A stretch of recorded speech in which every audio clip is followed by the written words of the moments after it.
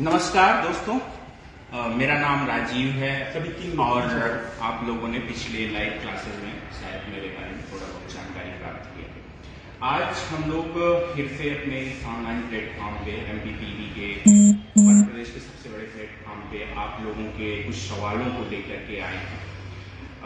पिछले जो 10-15 दिनों में बहुत सारी हलचल हुई है एग्जाम को लेकर के, और उसमें ये हलचल ये रही है और उसके साथ में कंफ्यूजन भी रहा है। एक साथ में बहुत सारी बम्बार्डिंग हो गई है वैकेंसीज की, तो बहुत सारे सवाल एक साथ में आ रहे थे। विक्रम सर साथ में हैं हमारे और इनके मैसेंजर भरे पड़े हुए हैं सवालों से।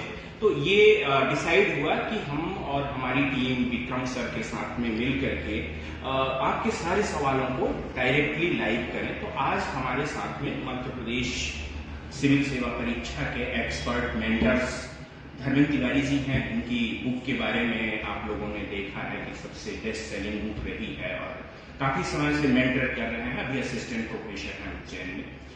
तो आज ये भी आपके इस सारे डाउट्स को लेकर के कि समय प्रबंधन कैसे करना है, और बहुत सारे बच्चे MPPSC की भी तैयारी कर रहे हैं और पटवारी वन रक्षक की परीक्षा आ गई है, तो उसमें भी एक कंफ्यूजन की स्थिति है, ये भी सवाल है। तो ऐसे जो सवाल हैं तमाम मोटिवेशन डिमोटिवेशन से, तो ये मेंटरिंग करेंगे। साथ में आज है विक्रम सिंह जी और ये FCI में है। इनका भी पुराना इस ग्रुप से रिश्ता रहा है, जुड़े हुए हैं और मेंटर रहे हैं, सिलेक्टेड रहे हैं। PSC के लगातार इंटरव्यू भी देते रहे, UPSC का भी इनका अनुभव रहा है। तो ये रहे हैं। बाकी इन चेहरे को बताने का किसी परिचय का कोई जरूरत मैं महसूस नहीं करता हूँ। आपका नाम ही पर्याप्त है और आप सभी लोग परिचित ही हैं। तो इसके साथ में मैं इस सेशन की शुरुआत कर रहा हूँ। विक्रम सिंह जी का कुछ काम है, तो विक्रम जी ही कुछ चीजों को रखेंगे, अपनी बात को रखेंगे और फिर अपना इसमें देखिए आप क्वेश्चंस लेते चलिएगा।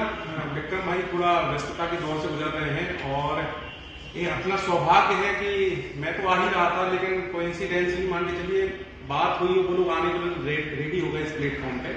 और राजू सर के बारे में तो मैं कई बार मैं आपके साथ लाइव आ चुका हूँ, तो बताने की जरूरत नहीं कि एक MPSC और MPPSC की काफी प्रतिष्ठित टीचर है और मेंस टेस्ट जो हमारी चल रही है मध्य प्रदेश स्तर पर, उसको बहुत भली भांति सर ने अच्छे तरीके से लीड किया है। बहुत बच्चे सेटिस्फाई है यहाँ पर। हालांकि हमारे यहाँ पे कोई प्रमोशनल एक्टिविटी करने का कोई मूड नहीं है। बात ये था कि MPPSC के बहुत सारे बच्चे हैं, क्योंकि हम लोगों का सबसे बड़ा क्राउड MPPSC के बीच में है, तो वो एक प्रकार से मेंटली स्तर पे डाइवर्ट हो गए थे कि यार इतने सारे एग्जाम आ रहे हैं, ये दें या वो दें, मतलब लगातार क्वेरीज नहीं हमारे पास। अब एक एक को वापस करना, मैसेज रिप्लाई करना संभव नहीं। आप समझ सकते हो, एक ही इंसान में इतने सारे लोगों को संभव नहीं है। तो मैं अकेला भी अपने पूरे विचार रखूं, उससे अच्छा था मुझे दो एक मेंटर है जो इस फील्ड में, जिन्होंने हालांकि वनडे एग्जाम का सब अनुभव हम लोगों को पुराना ऐसा नहीं है, 1 दशक से ज्यादा थे हम लोग एक्टिव इसमें। तो चलिए सबसे पहले विक्रम भाई को फ्री करना चाहूंगा, कुछ वो अपना एक अनुभव बताएं। उसके बाद मैं और धर्मेंद्र सर आपके पूरे डाउट जो भी आ रहे हैं वो हम लोग यहाँ पे पूरा करते चलेंगे। तो विक्रम भाई थोड़ा आप एड्रेस करो बच्चों। नमस्कार। कि कैसे मैनेज करें पूरी स्टडीज को। नमस्कार, मेरा नाम विक्रम सिंह है। सबसे पहले नमस्कार, मेरा नाम विक्रम सिंह है। सबसे पहले मैं वनडे एग्जाम में, जैसा अभी अपन बीते दिनों में देख रहे हैं, व्यापम ने काफी सारी वैकेंसियां निकाली हैं। ये सभी वनडे एग्जाम के लिए सबसे पहले तो अपने को सिलेबस के अकॉर्डिंग चलना है। पहले आप सिलेबस देखें और आप इसमें देखेंगे कि ज्यादातर एग्जामों के सिलेबस सेम ही है, लगभग सभी के सिलेबस सेम है। तो सबसे पहले हम सिलेबस सामने रखेंगे और सिलेबस के अकॉर्डिंग पढ़ाई करेंगे, और सिलेबस कंप्लीट होने के बाद फिर हम जो भी पुराने एग्जाम में अपने ये क्वेश्चन आए हुए हैं उनको सॉल्व करेंगे और ज्यादा से ज्यादा प्रैक्टिस सेट लगाएंगे।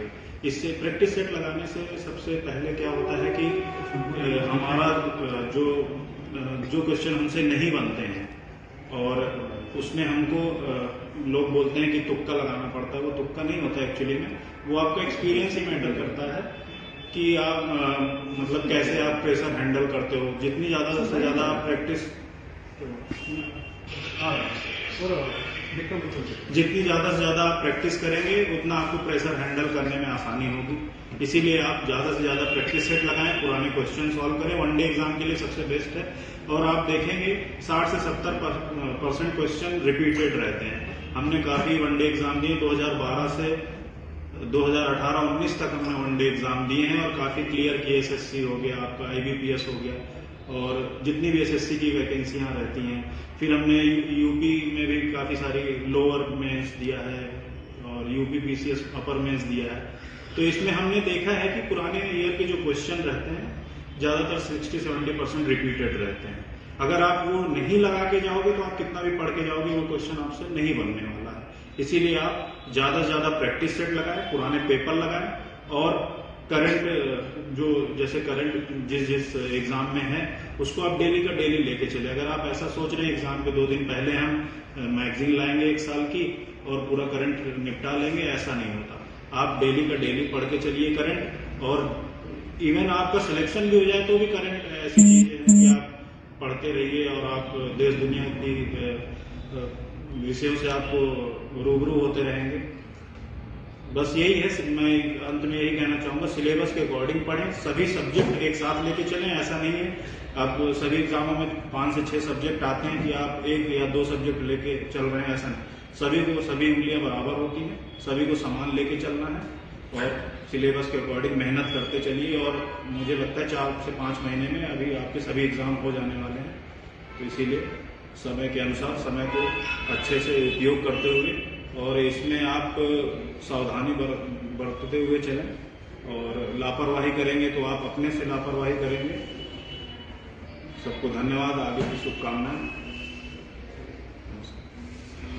चलिए अब इस चीज को थोड़ा आगे बढ़ाते हैं और मेन मुद्दे पे आते हैं। आप लोग क्वेश्चन पूछते चलिएगा जिनको डाउट हो कि जो एमपीपीएससी के एस्पिरेंट्स हैं या जो केवल व्यापम के एस्पिरेंट्स हैं वो अपनी तैयारी कैसे मैनेज करें। ठीक है विक्रम भाई, आप चले जाइए। तो हाँ, सबसे इम्पोर्टेंट बात यह है कि इतने सारे पेपर्स आए हैं तो आपको मैं 2 सेगमेंट में इस चीज को आपको समझा देता हूँ। ऐसे समझा देता हूँ कि जो एमपीपीएससी की तैयारी कर रहे हैं, अगर उनको ऐसा लगता है कि उनका एक रिवीजन काफी अच्छा हो चुका है और उनके पास एक्स्ट्रा टाइम है, तो ये हमारा सजेशन है कि वो साइड में वनडे एग्जाम को थोड़ा फोकस कर सकते हैं, क्योंकि ये वर्ष ऐसा है कि इसके बाद में हो सकता है कि काफी आपको वेट करना पड़े। अगले इतना बल्क जो होता है ना कि बल्क पोस्टें नहीं आती इतनी सारी एक साथ में, मतलब फुटकर आती है, अभी एक साथ आई है। तो हमारा मेन लक्ष्य यही था, एक मोटिवेशन था कि जो वनडे एग्जाम है ना, वनडे एग्जाम में मैं आपको एक चीज बता दूं, जो एक हौका क्रिएट किया गया है कि आपका फॉरेस्ट गार्ड अलग आ रहा है, एक पैरी अलग आ रहा है, एसआई अलग आ रहा है, पटवारी अलग आ रहा है, इसके बाद में कांस्टेबल अलग आ रहा है। तो मैं आपको एक चीज बता दूं कि आपको अलग अलग कुछ भी नहीं करना है। आप वनडे पूरी जो स्टडी है उसको केवल एक डायरेक्शन में रखें। मैं अब सब्जेक्ट बता देता हूं यहाँ पर, अगर आप गौर करोगे तो ये 8 सब्जेक्ट हैं आपके। उसके बाद फिर धर्मेंद्र साहब के डाउट करेंगे, पहले मैं सब्जेक्ट और सिलेबस के बारे में बता दूं, उसके बाद फिर आप लोग शुरू कर सकते हो। तो जो 8 सब्जेक्ट है आपके, एक साइंस हो गया, हिंदी हो गई, इंग्लिश हो गई, मैथ हो गई, और उसके बाद आपका सामान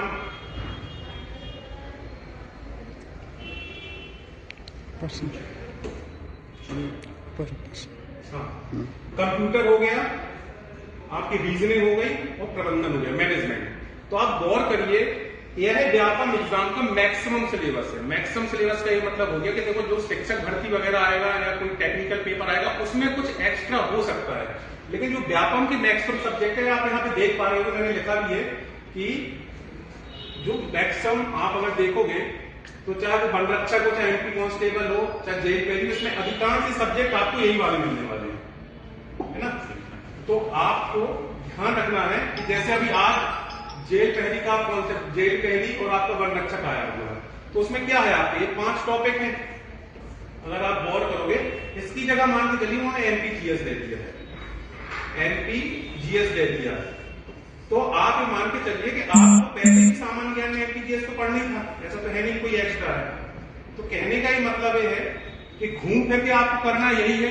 तो मेरा ये सजेशन है कि जो एमपीपीएससी वाले स्टूडेंट हैं, अगर वो वनडे को लेकर फोकस करें तो वो एक साथ एक पूरा पटवारी का सिलेबस एक रीड कर लीजिए।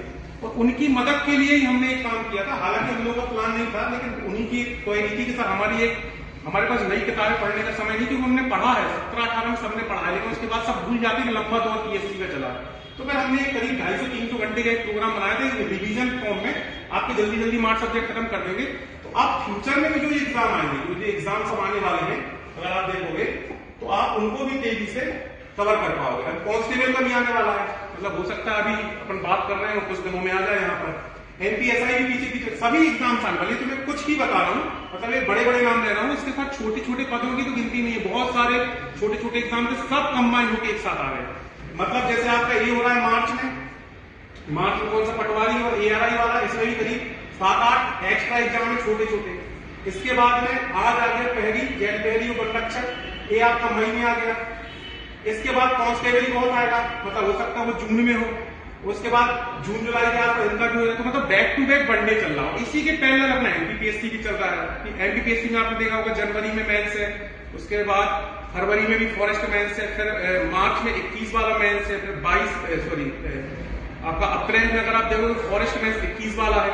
मई में जो मई है आप देखोगे, जो मई है मई में आप देखोगे तो इसमें आपका 22 वाला आपका प्रीलिम्स है। कहने का मतलब हो गया कि बैक टू बैक सब चल रहा, तो कहने का मतलब है आपको कंसंट्रेशन बिल्कुल नहीं खोना है, आप अपनी पीएचडी की स्टडी करो। और ये जो सब्जेक्ट है इनकी एक लिस्ट बना के आप कर लीजिए।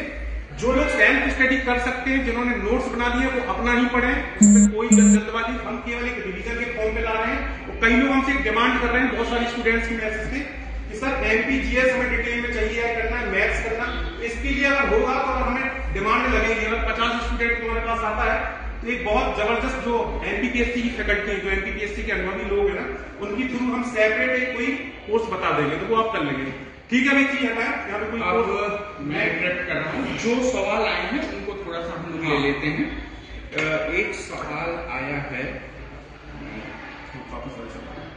सवाल आपका लेना शुरू करते हैं। धर्मेंद्र सर भी हमारे साथ। एक सवाल ये आया है कि हम लोग कॉम्पिटेटिव एग्जाम्स की बहुत सारी तैयारी कर रहे हैं और पीएससी पे फोकस है और बहुत सारे वैकेंसीज आ गए हैं, ऐसे में एक दुविधा की स्थिति है, तो हम लोग क्या करें? इस प्रश्न को आप नमस्कार साथियों, मैं धर्मेंद्र तिवारी। आप जितने लोग भी अभी मुझे देख रहे हैं या जो इस मंच से जुड़े हैं, वो मुझे थोड़ा बहुत जानते होंगे। नहीं आज ऐसा नहीं। आज विक्रम सर ने हमें बुलाया, बहुत अच्छा लगा। बच्चों के बीच में रहना मेरा सबसे बड़ा सौभाग्य रहता है और इस प्रकार के सवाल बेसिकली जो मध्य प्रदेश पीएससी से जुड़े हैं उनका उत्तर देना जो है मेरे लिए काफी रोचक रहता है।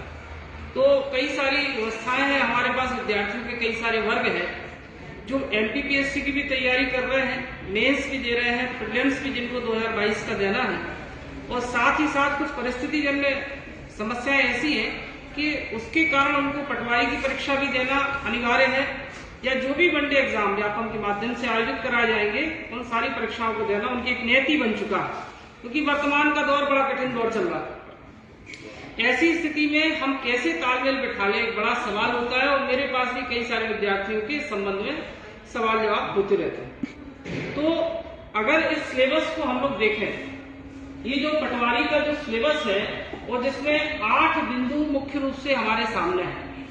सामान्य विज्ञान, सामान्य हिंदी, अंग्रेजी, गणित, प्रबंधन, तार्किक युक्तिका, कंप्यूटर विज्ञान, ज्ञान और अभिरुचि, ये 8 एक बड़ा टॉपिक है, एक बड़ा विशाल सिलेबस है।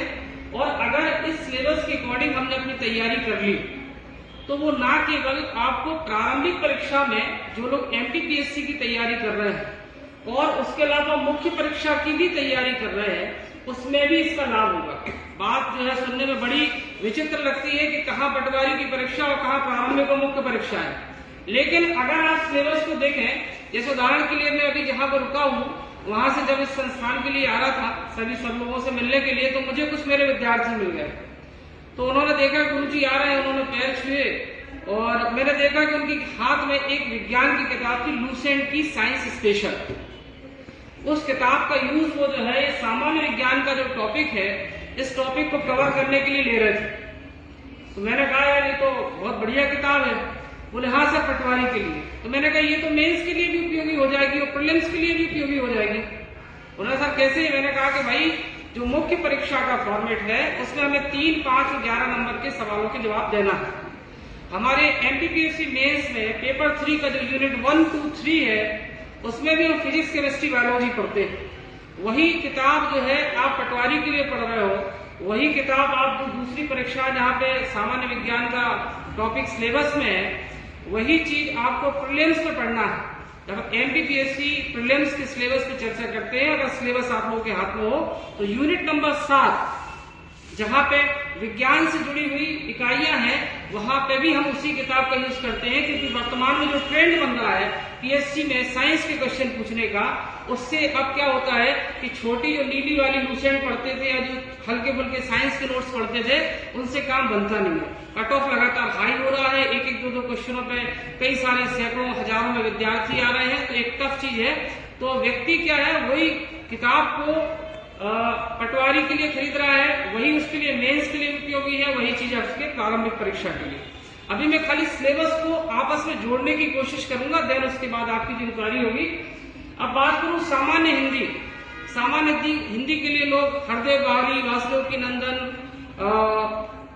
चंचल जैन, हरदेव, बहुत सारी किताबें हैं, पृथ्वीनाथ पांडे, ओंकार नाथ वर्मा, बहुत सारी हिंदी की किताबें जो अभी विद्यार्थी चारों तरफ घूम रहे हैं, लेकिन परीक्षा किसकी तैयारी कर रहे हैं?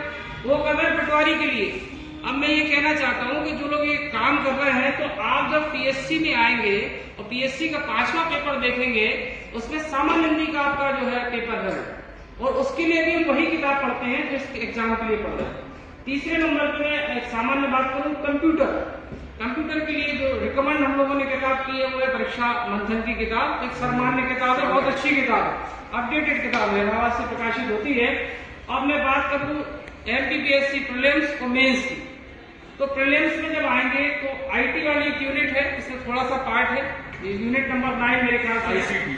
और दूसरे नंबर पे अगर पीएससी मेंस की बात की जाए तो यूनिट नंबर 4 एमपीपीएससी का पेपर 3 यूनिट नंबर 4 कंप्यूटर से जुड़ी यूनिट है, उसमें भी आपको वही सारी चीजें पढ़नी है। अब बात करूं कि भाई तार्किक योग्यता या मैथमेटिक्स की, तो कंप्यूटर के बाद MPPSC mains paper 3 unit number 5 मेरे हिसाब से सामान्य गणित की है। इसमें आपको मैथ के छोटे छोटे टॉपिक हैं और कुछ स्टैटिक्स के जो थोड़ा बहुत अंतर बनाते हैं। प्रबंधन का भी हल्का फुल्का पार्ट आपको पब्लिक हेल्थ में मिल जाता है ना। तो ये सारी बातें केवल अंग्रेजी को छोड़ दिया है ना। बाकी मुझे नहीं लगता कि इतने सारे टॉपिक जो इसमें दिए हैं, अलग से मेंशन कर दिया, वो कहीं भी आपको प्रीलिम्स की तैयारी में या मेंस की तैयारी में कोई अवरोध का कार्य करे। तो अब सवाल उठता है कि तैयारी कैसे की जाए। तो अगर विद्यार्थी दोनों परीक्षाओं के सिलेबस को सामने रखता है और हार्डली 2 से 3 दिन स्वयं अपने स्तर पर या उसका जो भी मेंटर है, मैं सर से भी एक रिक्वेस्ट करूंगा कि अगर ऐसा कोई एनालिसिस का एक वीडियो आप लोगों के माध्यम से अगर छात्रों के बीच जाता है तो उनकी बड़ी सहायता हो जाएगी। तो ये सारे कार्य करता है तो दूध का दूध पानी का पानी हो जाए। सारी स्थिति विद्यार्थियों में भ्रम की बनी हुई है और उसी भ्रमर जाल में फंसने के कारण जो आगामी परीक्षाओं के शेड्यूल है उसका लाभ जितना लेना चाहिए वह व्यक्ति नहीं ले सकता। तो कुल मिला के ये टॉपिक 8 टॉपिक है ना। जो विद्यार्थी एमपीपीएससी प्रीलिम्स 2022 जो कि संभवतः मई में संभावित है, 21 है ना, क्योंकि आयोजित नहीं हुई विज्ञापन ने इसे संभावित शब्द का प्रयोग किया है ना। तो ये परिस्थिति जन्य है। तो कहने का मतलब ये है कि एमपीपीएससी प्रीलिम्स 2022 और उसके अलावा पटवारी, कांस्टेबल, जेल तैयारी है ना, अगर इनकी भी तैयारी आपके शेड्यूल आ गए हैं और इनके सिलेबस आपके पास है, एक बार उसको टैली कर ले है ना। और टैली करने के बाद अगर आप तैयारी शुरू करते हैं, मेरी एक बात और सभी विद्यार्थी ध्यान रखें, परीक्षा में यह महत्वपूर्ण कभी नहीं होता है कि आप किताबें कितनी पढ़ रहे हैं। परीक्षा में एक ही चीज महत्वपूर्ण होती है कि पढ़ने के पहले आपने लक्ष्य को भेदने के लिए जो रणनीति बनाई है वह कितनी सटीक है, और आपका गुरु या मेंटर जो आपको गाइड कर रहा है ना, वो कौन है, वो सही दिशा दिखा रहा है। तो मतलब एक बड़ी बात होती है ना। अगर इस पे हम लोग वर्कआउट करें तो निश्चित रूप से हमें सफलता मिल जाएगी। तो जो भ्रम है कि भाई ये अलग परीक्षा है वो अलग परीक्षा है, तो मुझे लगता है कि अगर इंग्लिश को छोड़ दिया जाए तो लगभग सारे टॉपिक प्रीलिम्स में भी मिल जाएंगे और सारे टॉपिक लगभग मेंस में मिल जाएंगे। क्योंकि परीक्षाएं छोटी हैं, विज्ञापन में पदों की संख्या ज्यादा है, इसलिए विद्यार्थी हमेशा उसको डिटेल फॉर्म में पढ़ने की कोशिश कर रहा है। हर व्यक्ति के लिए जो टॉपिक है उसके लिए कोई ऑथेंटिक किताब, कोई चाहे वो मोटी किताब हो लेकिन वो पढ़ जरूर रहा है। तो ऐसी स्थिति में हम लोग थोड़ा सा डिटेल पढ़ें, थोड़ा सा कॉन्सेप्चुअल लेवल पे काम करें, तो निश्चित रूप से ये परीक्षाएं निकलना तो तय है, साथ ही एमपीपीएससी प्रीलिम्स में हमारे जो 1-2 क्वेश्चन से समस्या आती है कट ऑफ को लेके, वो समस्याएं भी सॉल्व हो जाएंगी। अगर अब किसी और विद्यार्थी का कोई, चलिए यहाँ पे डाउट है, पहले हम लोग प्रश्न यहाँ पे करते चलते हैं।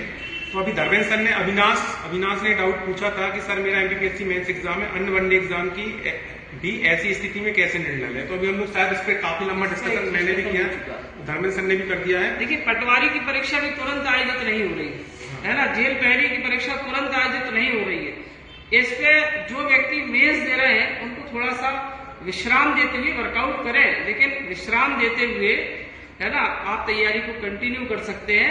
बेसिकली प्रीलिम्स 2022 देने वाले विद्यार्थियों की संख्या ज्यादा है, तो वो लोग जो है इस पर वर्कआउट तेजी से करते हैं। चलिए और डाउट लेते हैं। आपका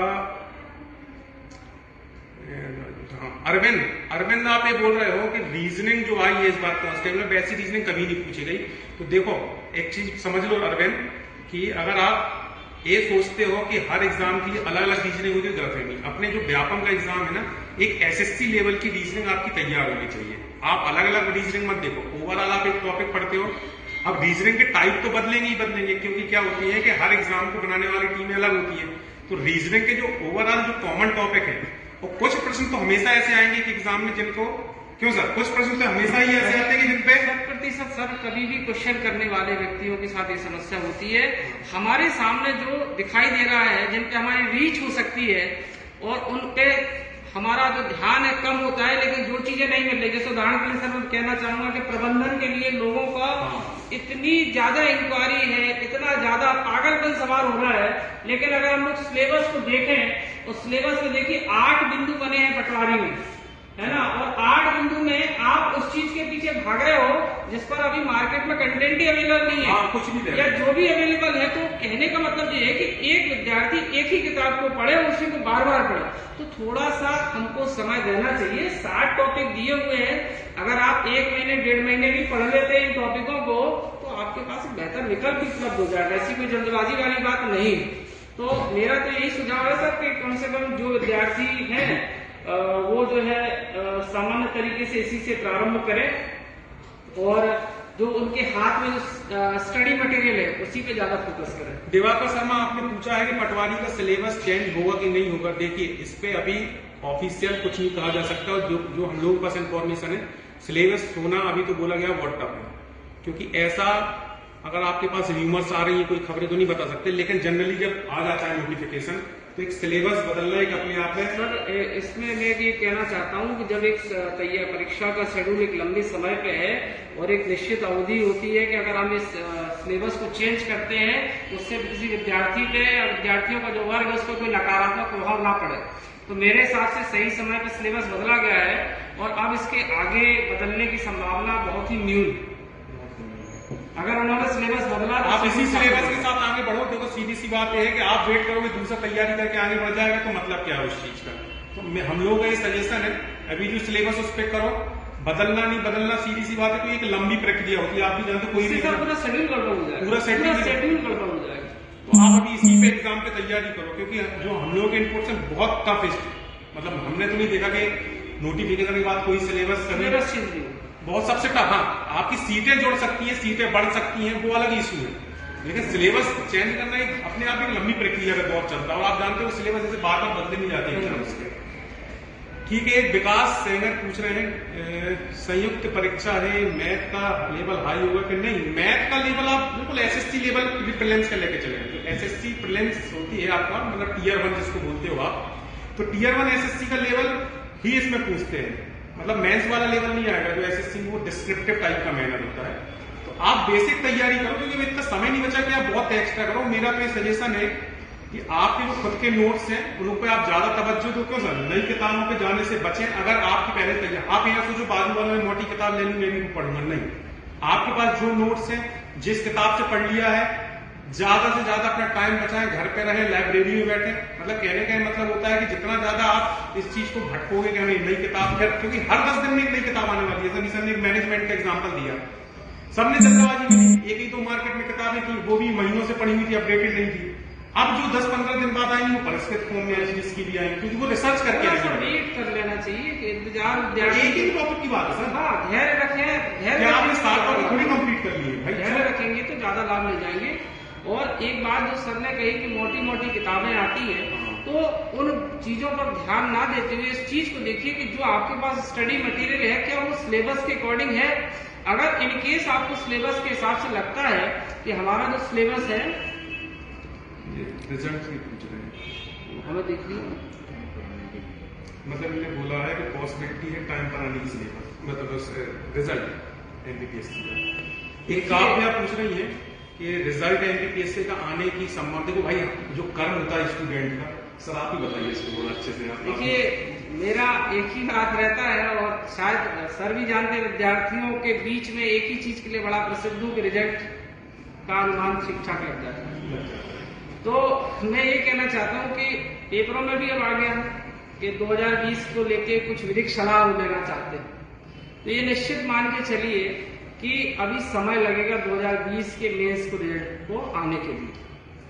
और कहीं ना कहीं ये विधिक समस्याएं हैं और इस पर आपका और कम से कम मेरा और हम दोनों लोगों का, क्योंकि छात्र और शिक्षक का तो संबंध होता है तो हम दोनों को साथ लेके चलते हैं, हम दोनों का कोई बस नहीं। हमारे बस में एक ही चीज है कि जो शेड्यूल जारी हो चुके हैं या जो टारगेट हमारे पास है, अगर मेंस का है या कोई वनडे एग्जाम की परीक्षाओं का है, तो उस पर हम लोग फोकस करें तो ज्यादा बेहतर है। क्योंकि अगर इन सारी चीजों पर हमारा ध्यान, देखिए जो घटना घटित होना है तो वो होगी, 19 का क्या होना था उसको लेके भी कितना सारा समय, आप समय बर्बाद करेंगे।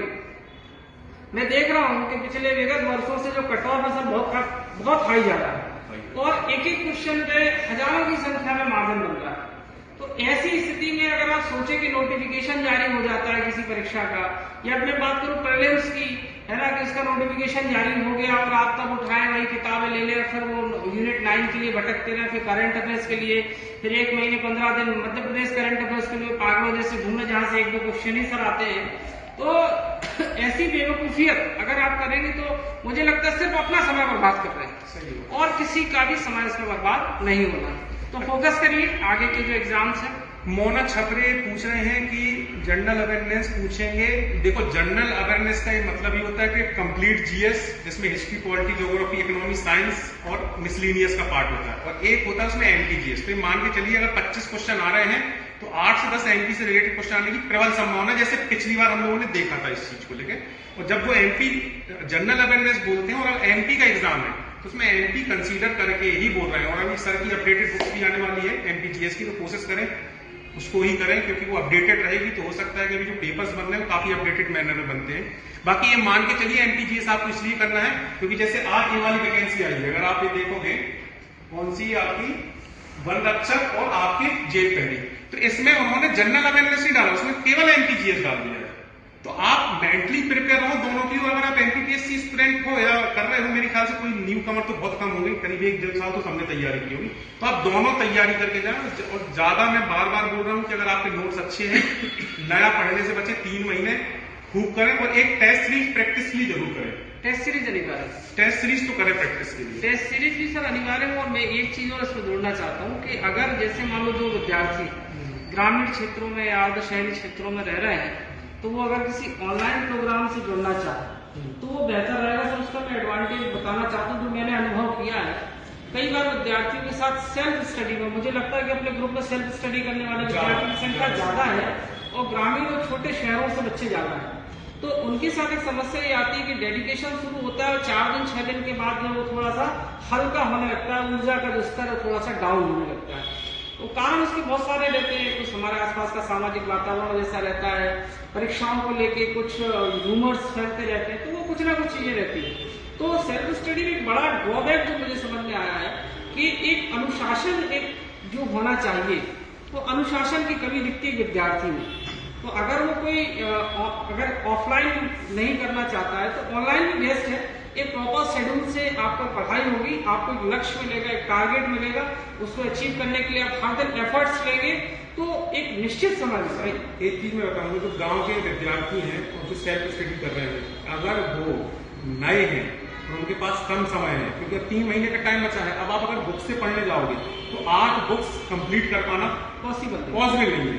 और हम लोगों ने भी प्रोग्राम एक प्रकार से डिजाइन किया था अपने एमपीपीएससी की स्टूडेंट्स के लिए डिजाइन किया था, क्योंकि उनके पास एक्स्ट्रा टाइम नहीं था कि वो नई बुक्स उठा के पढ़ सके। हालांकि पढ़ा रहे उन्होंने 5-5 साल पहले पढ़ा सारा खेल सर टाइमिंग तो का। हम लोगों ने भी एक रिवीजन मैनर में लॉन्च किया, नहीं था हमारा प्लान बनने का, लेकिन जब हमारे पास डिमांड आई तो हमने उसको कर दिया। बाकी चलिए और डाउट एक दो ले लेते हैं।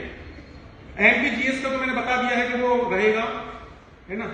मैथ के लिए क्या किया जाए, देखो राज मैथ तो राज ने पूछा क्वेश्चन। मैथ एक बहुत बड़ा टॉपिक है, अगर आप देखोगे तो मैथ इन्होंने बताया नहीं, लेकिन हालांकि मैं जो मानता हूं, जो हमारा अनुभव है कि जो एसएससी टीयर 1 की रहता है ना, वही सिलेबस अपन करीब करीब लेके चलते हैं अपने व्यापक में। बहुत ज्यादा सिलेबस अगर आप खुद प्रैक्टिस करो तो उसका अच्छा बेहतर है कि अगर आप किसी डिजिटल प्लेटफॉर्म से जुड़े, हमसे नहीं जुड़े कोई मैटर नहीं करता, अगर किसी से भी जुड़े तो आप मैथ कर लीजिए, क्योंकि मैथ एक बड़ा सब्जेक्ट है, प्रैक्टिस में टाइम लगेगा। तो हम लोग एक रिवीजन मैनर में अगर हम लोगों से जुड़ते हो तो एक रिवीजन मैनर में हम तेजी से खत्म, उसी के लिए लाया गया था। अगर प्रोग्राम देखोगे ना, और एक किफायती मैनर में लाया गया था ये वाला प्रोग्राम आपके लिए। तो ये परसों से शुरू ही किया जा रहा था, हालांकि ये आप कहोगे मार्केटिंग पर्पज है, तो वो इसलिए बताना जरूरी था क्योंकि ये सब्जेक्ट है, इसलिए हमने इसको ओपन किया। क्योंकि अब हम लोग हर बार सब्जेक्ट आपको बताएंगे मुझ से, तो वो आपको समझ नहीं, इसलिए लिखा हुआ मैनर में है ना। तो ये 8 सब्जेक्ट में अगर आप लोगों को लगता है कि आप नहीं कर सकते रिवीजन, तो आप इससे एक रिवीजन फॉर्मेट में कर लीजिए। और बाकी अगर आपके नोट्स तैयार तो बार बार बोलूंगा, अपने नोट्स को ही प्रायोरिटी दें, इसमें कोई बोलने में हेजिटेशन नहीं, क्योंकि मैं सबसे बेस्ट उन्हीं को मानता हूं जिनमें आपने 1 साल स्टडी की है। सीधी सी बात है, ये तो हमारा एक रिवीजन प्लान है, आप जाओगे तो तेजी से 3 महीने खत्म कर दिया जाएगा। बाकी आप अपने नोट्स को ही तवज्जो दो। और एक बात और सर मुझे अच्छी लगी, मैंने सर से डिस्कस किया था कि जब सर ने मुझे आमंत्रण दिया आने के लिए, तो मैंने कहा सर मैथ्स के लिए क्योंकि बड़ी इंक्वायरी इस पर रहती है, तो मैंने कहा सर इसकी भी क्या प्रिपरेशन है आपकी। मैंने ऐसा एक विद्यार्थियों के पक्ष में, तो सर ने मुझे बताया कि सर अमूमन हम लोग जो बेसिक बुक हैं जैसे RS अग्रवाल है, सब चीजें हैं, और इसके अलावा जो NCERT के एग्जाम्पल्स हैं वो भी हम लोगों ने उसमें इंक्लूड किया खास के लिए। तो वो चीज मुझे बहुत अच्छी लगी, क्योंकि NCERT की किताबों के जो एग्जाम्पल्स हैं वो PSC मेंस में हूबहू भी आए हैं, है ना। तो कहीं ना कहीं ये बहुत अच्छा पॉइंट सर ने दिया। हाँ, तो ये बड़ा बिंदु है कि अगर हम सोर्स का पता करते हैं तो वो चीज मुझे अच्छी लगी। और अब आपके और देख लेते हैं डाउट्स। आप ये राजेश मीना पूछना है 87-13 फॉर्मूला का एग्जाम कैंसिल कराएगा, उस पर 87 विधिक मामला है। देखिए ये विधिक मामला है, और हम लोग तो ऐसे सामान्यतः शिक्षक ही हैं, मार्गदर्शक है ना। तो आयोग ने भी चूंकि विधिक सलाह ली है, जैसा कि आज समाचार पत्र के माध्यम से पता चला है, तो वेट एंड वॉच वाली कंडीशन है, और हम लोग को देखना चाहिए कि क्या परिणाम होता है, क्योंकि अंतिम निर्णय जो है वो आयोग जो है वो करेगा। अपनी राजीव सर जवाब देखिए। एक सवाल आया है कि आपके प्रोग्राम को लेने के बाद में कुछ और पढ़ना होगा क्या। इस पे हम लोगों ने बात अभी सब लोगों ने कर दिया है कि आपकी अगर अपनी पहले से प्रिपरेशन है तो उसको आप करिए, तवज्जो दीजिए। और दूसरी बात यह है कि रिवीजन प्रोग्राम है, 3 घंटे का प्रोग्राम है, 200 मोटा मोटी हम लोगों ने 250 आवर का किया है। अभी हम इसको बढ़ाएंगे, वो अलग मुद्दा है, हम आपसे कमिट 250 का कर रहे हैं, लेकिन वो 250 से ज्यादा जाएगा, वो हम जान रहे हैं। तो इस 250 घंटे के प्रोग्राम में हम आपको प्रॉपर गाइडेंस प्रोवाइड करा रहे हैं, प्रॉपर मटेरियल्स प्रोवाइड करा रहे हैं, कंटेंट प्रोवाइड करा रहे हैं, अभ्यास का सीरीज चला रहे हैं। अब ये आप पे है कि आप इस प्रोग्राम को कैसे और ज्यादा प्रोडक्टिव बना पाते हो। नहीं, अगर कुछ डिमांड आती है, जैसे अपन ने जीएस का ये हमने डिस्कस किया था, इसको सेपरेट 100 क्योंकि अब इसमें देखो क्या होता है कि ये जो आपका है, इसमें ये वाला पोर्शन है सामान्य ज्ञान और अभिरुचि।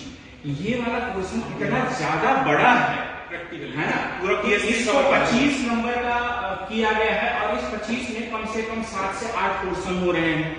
अब इसको कितना भी घंटा दे दिया जाए हमारे प्रोग्राम में, इसमें इंक्लूडेड एमपी भी है, कितना भी हम दे दें, 100 घंटे भी कम है, 200 घंटे भी कम है ना। तो अब इसमें आपको हमारी तरफ से कंटेंट प्रोवाइड होगा, आपका अपना खुद का एफर्ट्स डालना अनिवार्य है, और तभी वो प्रोडक्टिव बन पाएगा। तो इसका ये कोई वो नहीं है, क्योंकि हमारे प्रोग्राम कोई मार्केटिंग वाले हैं नहीं, धमाकेदार या नहीं भैया, जो है प्रैक्टिकल, आपको प्रैक्टिकल धरातल पे रहना पड़ेगा और आपको एफर्ट्स डालना पड़ेगा। और पुष्पेंद्र राठौर पूछ रहे हैं सर अच्छा, 100%।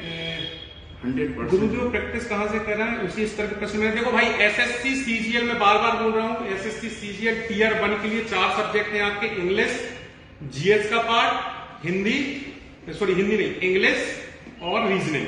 तो ये 4 पार्ट तो ऐसे हैं कि आप एसएससी टियर 1 को फॉलो कर सकते हो, उससे ज्यादा लेवल नहीं आता, उसी के समकक्ष पेपर आते हैं। हालांकि यहाँ का एप्टीट्यूड और सिंपल रहता है ना। तो बाकी एमपीजीएस का आपने बोला, तो एमपीजीएस तो मेरे ख्याल से सभी का तैयार होगा जो तैयारी कर चुके हैं। ऐसा क्यों हो सकता, कोई नहीं होगा जो शायद एमपीजीएस ना किया होगा। और नॉर्मल जीएस तो सभी लोग पढ़ते ही हैं भाई, हिस्ट्री, पॉलिटिक्स, फिनिशिंग जरूरी। बार बार बोल रहे हैं अपने नोट्सों को आप तवज्जो दो। बार बार मैं बोल रहा हूँ कि जो आपके पास पहले से हो, जीएस के तो खास तौर से उनको ही प्रायोरिटी करें। उस कंडीशन में जब आपने खुद ने अगर वर्कआउट किया, अगर खुद का नोट्स नहीं है तो फिर आप जो है, ये ऐसा है कि भाई ऑनलाइन जो प्रोग्राम चल रहा है उसको ज्वाइन कर सकते हो, काफी ज्यादा लाभदायक है। हाँ, धर्मेंद्र सर एक पूछ रहा है बंदा, असिस्टेंट प्रोफेसर की कब तक आ सकती है वैकेंसी? पुष्पेंद्र राठौर का क्वेश्चन है। तो प्रोफेसर वैकेंसी को लेके जो जवाब है कि वैकेंसी कब आएगी, तो संभावनाएं तो ठीक है आ जाना चाहिए, लेकिन चूंकि अभी आप लोगों ने देखा होगा हमारे यहाँ पे मध्य प्रदेश लोक सेवा आयोग इस परीक्षा को आयोजित कराता है, और इसके लिए जो अर्हता की है वो सेट या नेट की परीक्षा होती है जिसने पीएचडी कर रखा होता है। तो अभी जो एग्जाम शेड्यूल आया था उसमें सेट की परीक्षा को भी आया है कि संभवतः अप्रैल में ये परीक्षा आयोजित होना है, और उस कंडीशन में हम लोग मान के चल सकते हैं, अनुमान लगा सकते हैं कि हो सकता है कि आयोग का जो मंतव्य है इस परीक्षा के कराने के बाद विज्ञापन को जारी करने का, इसलिए सेट आयोजित हो रहा है। क्योंकि कई बार होता है कि हमारे यहाँ विद्यार्थी नेट परीक्षा में उत्तीर्ण नहीं हो पाते हैं, तो उनके लिए सेट के आयोजन होते हैं। लास्ट टाइम 17 में 18 में परीक्षाएं हुई थी और 2-3 साल का अंतराल बीत चुका है, तो वो मेरे अनुमान से पहले जो है सेट की परीक्षा होगी, देन उसके परिणाम घोषित होने के 2-4 महीने, अगर देखा जाए तो नवंबर-दिसंबर तक संभावना बन सकती है। हाँ, विकास सिंह पूछ रहे हैं कि धर्मेंद्र सर इसमें क्लास लेंगे कि नहीं लेंगे। तो पहली चीज ये बता दें कि हम और धर्मेंद्र सर जो है वो विशुद्ध रूप से एमपीपीएससी के मेंटरशिप प्रोग्राम है, और ये वनडे एग्जाम के लिए अनुभवी टीम उतारी है। आप निश्चित रहे, अगर आप जुड़ रहे हो, मतलब हमारे अगर हम लोग खड़े हुए हैं ट्रस्ट के साथ ही है। राजीव सर इसके कोर्स डायरेक्टर है, जैसा हमें लिख के दिया गया, वो बहुत अनुभवी पर्सनालिटी है अपने आप में। उनके नेतृत्व में जो अनुभवी टीचर है, भोपाल के काफी प्रसिद्ध है, 7 से 8, आप देखोगे आप समझ जाओगे, तो वो आपको करेंगे। वनडे एग्जाम में हम लोग अभी प्रेजेंट टाइम का एक्सपर्टीज नहीं है, हम लोग समय का देखिए आप लोग जुड़े हुए सारी चीजें जानते हैं, समय का अभाव थोड़ा सा रहता है, लेकिन जहां भी आपको जरूरत पड़ेगी और जहां भी आपका पैर फिसलेगा वहां हाथ पकड़ने के लिए हम दोनों खड़े। हाँ, जहां आपको ये लगेगा ना कि भाई कुछ डिमोटिवेट हो रहा है या आपको लगता है कोई विशेष टॉपिक है ऐसा, तो उसके लिए बोल सकते, क्योंकि सर भी उज्जैन में पोस्टेड है और उनके पास इतना समय नहीं है। मैं भी काफी सारे, जैसे आपका मेंस की टेस्ट सीरीज या हम लोग प्रीलिम्स की टेस्ट सीरीज जो होती है एमपीपीएससी, उसमें हम लोग विशेष तौर पे आपके सहयोगी हो पाएंगे। बाकी जो वनडे का है उसके लिए वनडे एक्सपर्ट ही टीम है जो करीब 8-10 साल से यहाँ पढ़ा रहे हैं, सभी प्रतिष्ठित संस्थानों में वो जुड़े हुए हैं, तो उनको ही इन्वाइट किया गया है। तो आप उससे निश्चिंत रहिए, उस पर कोई दिक्कत है नहीं है। बाकी ये ठाकुर महेंद्र पूछ रहे हैं कि पटवारी क्लास में फैकल्टी सब्जेक्ट वाइज अलग आएगी, तो राजीव सर ही बताएंगे। डेफिनेटली हमारी फैकल्टीज है, बल्कि हम तो और ज्यादा स्पेशलाइजेशन पे जाने वाले लोग हैं। विज्ञान में 2 फैकल्टीज का हमने प्लान किया है, बायो अलग रहेगा और ये सब सारी फैकल्टीज का। और एश्योर्ड करता हूँ आज हम लोग डेमो भी दे रहे हैं आपको, शायद है ना, डेमो का क्लासेस जारी हो जाएंगे, जिसमें मैथ की हमने उस दिन भी बता दिया था फैकल्टीज का मेनली जो कंसर्न होता है ये 3 चीजों को लेकर के। सामान्य गणित के लिए श्रीकांत नेमा सर हैं जो 10-15 साल के एक्सपीरियंस के साथ में हमारे वर्ल्ड विनर एकेडमी के प्लेटफॉर्म से काफी समय से जुड़े हुए हैं, तो वो आ रहे हैं। सामान्य अंग्रेजी के लिए गजाला है, और सामान्य विज्ञान के लिए मैंने बताया था कि प्रदीप जी हैं, वो शायद कानपुर से हमारे अभियान स्कूल के प्लेटफॉर्म पे पढ़ाते भी हैं। पीएससी का अनुभव है, और एक है जो पीएससी का है उनका पूरा यूपीएससी से लेके वनडे एग्जाम तक ऑलराउंडर रहे हैं। तो ऐसा भी नहीं कि हम पीएससी वालों को उतार दें और उनका वनडे का एक्सपीरियंस नहीं हो, ऐसे अब ब्लंडर हम नहीं करने जा रहे हैं। उसमें थोड़ा सा ये रहता है कि गंभीर टीचर उतारे जाएं ताकि आपको कम समय में ज्यादा से ज्यादा प्रोडक्टिव कर दें। जो तमाशा ऑनलाइन का होता है उससे, हाँ, सामान्य प्रबंधन तो मैं खुद ले ही रहा हूँ, है ना। तो ये जो ऑनलाइन वाला तमाशा होता है एंटरटेन का, हम 3 महीने की प्रोडक्टिव क्लास देना चाहते हैं गंभीर लोगों के लिए, ताकि वो चीजें आपका एंटरटेनमेंट न बन करके रह जाए, आपका रिजल्ट में कन्वर्ट करा पाए, ये हमारी कोशिश है। इसी के लिए हम लोगों ने बिल्कुल फिल्टर्ड फैकल्टीज को ही रखा है, जो एक्सपीरियंस्ड है, फिल्टर्ड है और प्रोडक्टिव, मैक्सिमम प्रोडक्टिव आपकी क्लास को कराने में सक्षम है, ऐसे मेंटर्स को ही शामिल किया गया है। तो ये फैकल्टी है। सामान्य कंप्यूटर के भी संजय पीटर जी हैं, वो भी एक्सपीरियंस, सामान्य तार्किक योग्यता के लिए भरत अग्रवाल जी हैं, वो हैं। तो इस तरीके से हमारी सर, ये टीचर पीडीएफ भी देंगे आप? डेफिनेटली हम आपको पीडीएफ भी देंगे ऐप्स पे, वीएस एजुकेशन के ऐप पे। जैसे ही कोर्स शुरू हो जाता है, जो क्लासेस शुरू हो जाएंगी, उसमें हम आपको पीडीएफ प्रोवाइड कराना शुरू हो जाएंगे। तो आप लोग इस बात के लिए निश्चिंत रहिए।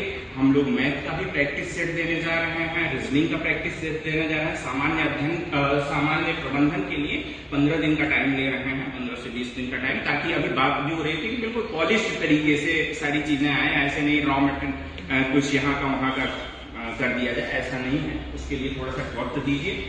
बाकी एमपी वगैरह का आपका कंटेंट रेडी है। जैसे ही कोर्स लाइव होता है, हम आपको एमपी का कंटेंट प्रोवाइड करा देते हैं, जीएस का कंटेंट प्रोवाइड करा देंगे, हिस्ट्री, ज्योग्राफी, पॉलिटी, ये सारे कंटेंट्स आपको अवेलेबल कराए जाएंगे। शिवम पूछ रहे हैं कि एमपी पुलिस की भर्ती रद्द हो सकती है क्या?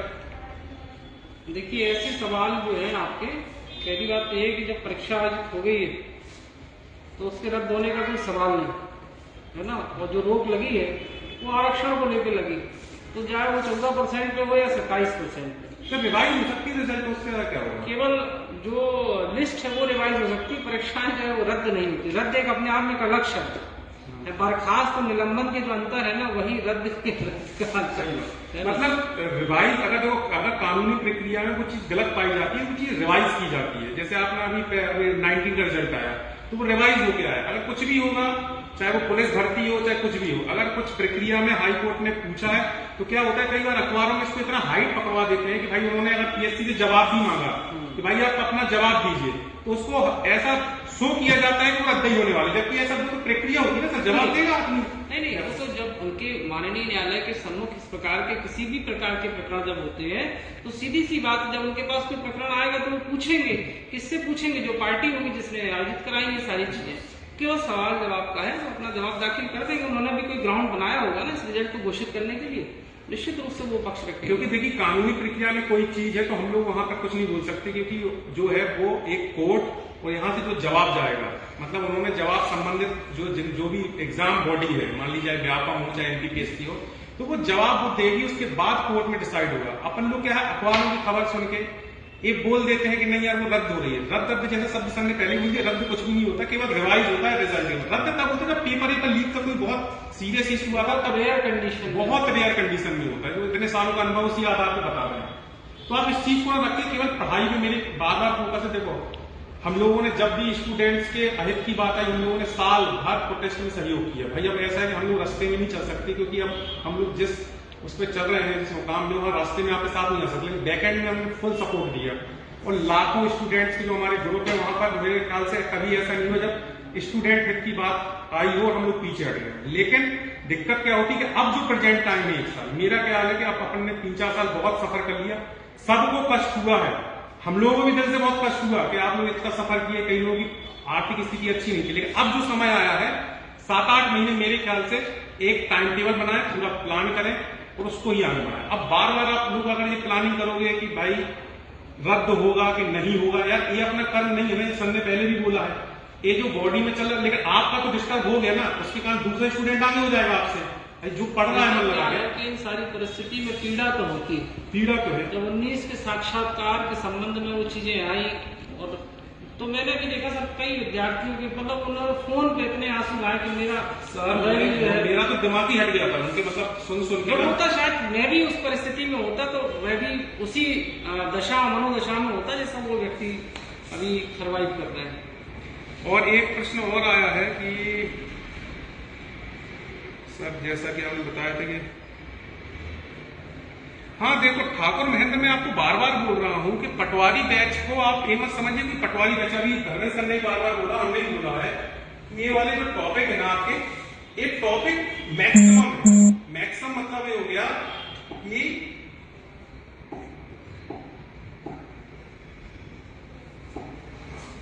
एक टॉपिक मैक्सिमम है। मैक्सिमम का मतलब हो गया कि 8 टॉपिक हो गए तो आपका मेजर कवरेज हो गया इसमें। तो बार बार आप लोग शुरू से वीडियो देखिए, हमने बार बार एक चीज बोली है कि इन एग्जामों में अलग अलग टॉपिक आते हैं। जैसे आज इसका आया है जेल पहरी या वन रक्षक का, तो इसमें ये 5 टॉपिक है, 1 2 3 4 5। अब ये 3 आप पढ़े, लेकिन क्यों ना पढ़े भैया, पटवारी देने जाओगे तो पढ़ना ही पड़ेगा। तो 8 टॉपिक आप पढ़ लोगे तो उसके बाद जो एग्जाम आएंगे वो इसी के अंतर्गत आएंगे। और देखो कुछ एग्जाम में हो सकता है जैसे जो टेक्निकल है या फार्मेसी के एग्जाम आएंगे उसमें कुछ टॉपिक अलग रहते हैं, क्योंकि वो विशेष आज नर्सिंग के पेपर आते हैं तो उसमें मेडिकल का ज्यादा। एक तो चीज समझ में आती है, वनडे की ज्यादा बहुत तो अनुभव नहीं रहा, क्योंकि मैं तो हमेशा यूपीएससी और स्टेट पीएससी में यहाँ जो टॉपिक सब सामान्य गणित, रीजनिंग, कंप्यूटर, हिंदी, इंग्लिश, बहुत बेसिक है। ये अगर आपने बहुत अच्छे से कर लिए तो मुझे नहीं लगता कि जो भी वनडे परीक्षा हो, चाहे वो मध्य प्रदेश में आयोजित हो, चाहे वो केंद्र स्तर पर हो, या अगर अदर स्टेट में जो हिंदी भाषी में आपको अनुमति है परीक्षा देने की, तो वहां भी ये बहुत इंपॉर्टेंट चीज है। तो बेसिक अगर फोकस इन पर रखा जाए, क्योंकि देखिए अमन तैयारी करने वालों का जीएस ठीक होता है, तो यहाँ पर जब जीएस पढ़ाया जाएगा तो उसको आप फिनिशिंग के लिए रखिए, अपने रिवीजन के लिए रखिए, आप अपना रिवीजन करिए और साथ साथ में जो उसके साथ आपका टाइम मैनेज हो जाएगा। तो ये चीज करें तो बहुत ही ज्यादा फायदेमंद होगी। चलिए, बाकी तो देखो हम लोग सब बता चुके हैं। शुरू से आप वीडियो देखोगे तो मुझे नहीं लगता कि कोई अब डाउट बचा होगा, कि क्वेश्चन आप लोग नए नए जुड़ रहे हो तो वो आपको बार बार आ रहा है, तो आप शुरू से इसको पूरा देखिए। कोई डाउट आता है लिखिए। सर अगर लगता है तो एक गूगल फॉर्म जो है इन बच्चों को दे के उन पे अगर इनके क्वेश्चन ले लिए जाए। चलिए, ऐसा धर्मेश सर ने ऐसा सजेस्ट किया है तो अपन लोग क्वेश्चन लेंगे। समय का अभाव आपके लिए भी है, सर की भी व्यस्तताएं हैं, है ना, तो कई बार ऐसा होता है। तो अगर गूगल फॉर्म के थ्रू अपने क्वेश्चन देना चाहें तो ये लोग दे दे, और समय जैसा रहेगा हम लोग। विकास कह रहा है, भाई विकास आपका बहुत बहुत धन्यवाद। ऐसा हो पाए मुमकिन कि धर्मेंद्र सर हम मिलकर एक प्लेटफॉर्म में, भाई बस कोशिश में है लेकिन बस हो नहीं पा रही, भोपाल आ नहीं पा रहे, उनका समय अभाव है। बाकी ऐसी हमारी इच्छा बहुत है कि ऐसा करें। हालांकि आप निश्चिंत रहें, इनडायरेक्टली प्रत्यक्ष अप्रत्यक्ष हम हर जगह दोनों साथ में ही है एक प्रकार से। अगर आप प्रोग्राम देखोगे ऐसा कहीं नहीं है उनका नाम हम लोगों ने छोड़ा हो, और वो अपने जो समय के हिसाब से दे पाते हैं हम लोगों को सुविधा, वो दे पाते हैं। और हम लोग भी अपने व्यक्तिगत स्तर पे, क्योंकि देखो हम लोगों का मेन एक्सपर्टीज है वो हम लोग मेंस के स्टूडेंट्स फोकस करते हैं, इंटरव्यू वालों को फोकस करते हैं। इसलिए हम लोगों ने जो वनडे का पूरा प्रोग्राम है वो राजीव सर भी यूपीएससी एमपीपीएससी मेंटर है, लेकिन अब हमने उनको एक अलग ही कर दिया कि भाई आप इसको पूरा वनडे की जो टीम है, एक्सपीरियंस टीचर है, उनके माध्यम से दें। और कई लोग यहाँ बार बार डेमो की डिमांड कर रहे हैं, आप निश्चिंत रहिए, 1 या 2 दिन में पूरे डेमो आपके लिए अपलोड कराए जा रहे हैं। करीब 6 से 7 टीचर हैं, कुछ बाहर से टीचर आएंगे तो वो 1 तारीख को ही अवेलेबल हो पाएंगे। बाकी आप निश्चिंत रहें, धैर्य रखिए, समय बहुत समय है, धैर्य रखिए, बस तैयारी शुरू कर दीजिए। हाँ, मतलब धैर्य इसमें रखिए, लेकिन तैयारी में बिल्कुल धैर्य नहीं, और एक बार ही कर लीजिए। मैं बार बार लास्ट में अपना वक्तव्य खत्म करने से पहले कहूंगा, पहला प्रायोरिटी अपने नोट्स को देना है, अपनी बुक्स को देना है। हमने एक बुक लिस्ट भी डाली थी, धर्मेंद्र सर ने वो डाली है, हमने भी डाली है, सबकी अलग अलग है। हाँ, अगर आपके पास टाइम है, एक्स्ट्रा पढ़ सकते हो तो उन बुक्स को आप ले सकते हो। अदरवाइज जो पेपर का स्तर रहेगा, खासतौर से 4 टॉपिकों का, वो एसएससी स्तर पे आप तैयारी कर सकते हो। यहाँ सर भी पूरा करवा देंगे, लेकिन प्रैक्टिस आपको वहीं से करना पड़ेगा। और अगर आपके पास टाइम है, प्रीवियस ईयर क्वेश्चन लगाइए एसएससी के, जो 20 साल के आते हैं वो लगाइए। और कुछ किताबें आती हैं महावीर पब्लिकेशन में, जिसमें हाँ कंप्यूटर में मैं आपको एक चीज विशेष बता दूं, जो मेरा अनुभव है, पिछली बार पटवारी को मैंने पूरे पेपर टैली किए हैं सर के साथ में बैठकर। सीपीसीटी के क्वेश्चन जरूर लगा के जाइए, एज इट इज क्वेश्चन आपको मिलेंगे। सीपीसीटी इनका आइडिया है कंप्यूटर में, तो परीक्षा मंथन जरूर करिए, प्लस सीपीसीटी के क्वेश्चन जरूर लगा के जाइए, क्योंकि वो कंप्यूटर सामान्य लिखा है लेकिन वो सीपीसीटी से जुड़ा हुआ है, क्योंकि टाइपिंग वो उनको चाहिए। सीपीसीटी अनिवार्य है, इसमें 3 साल का टाइम दिया है। तो आप उसके क्वेश्चन कंप्यूटर जो आते हैं आप डाउनलोड कर लीजिए, या कोई किताब आ रही है मार्केट में, आप कोई ऐसी किताब ले सकते हैं जिसमें महावीर महावीर सीपीसीटी में आती है उसकी। और ये महावीर में मेरे हिसाब से वो भी किताब निकालते हैं जिसमें सारे व्यापक की परीक्षाओं के क्वेश्चन आ जाते हैं। हाँ, वो सेपरेट वाइज है, मतलब सेपरेट वाइज इसको ले लें तो वो काफी है, मतलब हिंदी के अलग है, इंग्लिश के अलग है। तो आप जो लोग क्वेश्चन पूछ रहे हैं कि हम प्रैक्टिस कहाँ से करें, तो आप बाहरी प्रैक्टिस करने से अच्छा है कि कंप्यूटर की प्रैक्टिस तो सीपीसीटी करो, कंपलसरी हमारे साइड से सजेशन है, क्योंकि ये मैंने एग्जाम्स में देखा है। बाकी और कोई डाउट आप पूछिएगा। काफी धर्मेंद्र सर को भी थोड़ी व्यस्तता थी और मैं भी जा रहा था। बाकी राजीव सर से मैं कहूंगा कि 2 मिनट से प्रोग्राम को और एलोबरेट कर दें, हम लोग तो खैर निकल रहे हैं। तो 2 मिनट जो डाउट हो बच्चों की वो दूर हो जाए। तो आप एक बार सर पूरा बता दीजिए कि प्रोग्राम कैसे होगा, टेस्ट सीरीज कब आएगी? टेस्ट सीरीज 1 तारीख से अगले देखिए, ये प्रोग्राम आपका 3 घंटे पर डे के हिसाब से आ रहा है और ये 1 दिसंबर को लॉन्च हो रहा है 4 बजे से। तो वर्ल्ड विनर एकेडमी के इस प्लेटफॉर्म पर आपको BS एजुकेशन का जो प्ले स्टोर है, यहाँ पर आप जा करके ये करेंगे तो वहां पर ये प्रोग्राम लाइव हो जाएगा 4 से 7 के बीच में। उसके बाद में ये 8 पार्ट्स है, सामान्य विज्ञान, सामान्य हिंदी, सामान्य। तो हम लोगों ने इस पाठ्यक्रम को इस तरीके से बनाया गया है कि पर डे 3 टीचर्स 3 लेक्चर्स के हिसाब से आपके सामने आएंगे। 3 लेक्चर्स होंगे, जैसे कि सामान्य पहला लेक्चर हमने कर दिया कि सामान्य गणित का, उसके बाद में फिर एक आपका अंग्रेजी का रहेगा और फिर उसके बाद में एक GS का। तो मैथ, रीजनिंग या फिर मैथ, इंग्लिश और उसके साथ में एक GS के कॉम्बिनेशन के साथ में हम लोग रोटेट करेंगे क्लास को। और ये 6 दिन की इनिशियल लेवल पे 6 दिन की क्लासेस रहेंगी, आगे चल करके 7 के 7 दिन तक आपकी क्लासेस हो जाएंगी। तो उसमें कोई इश्यू नहीं आने वाला है। ये 3 महीने में हम लोग कोशिश करेंगे कि मार्च के पहले वीक में आपका सारा सिलेबस कंप्लीट हो जाए।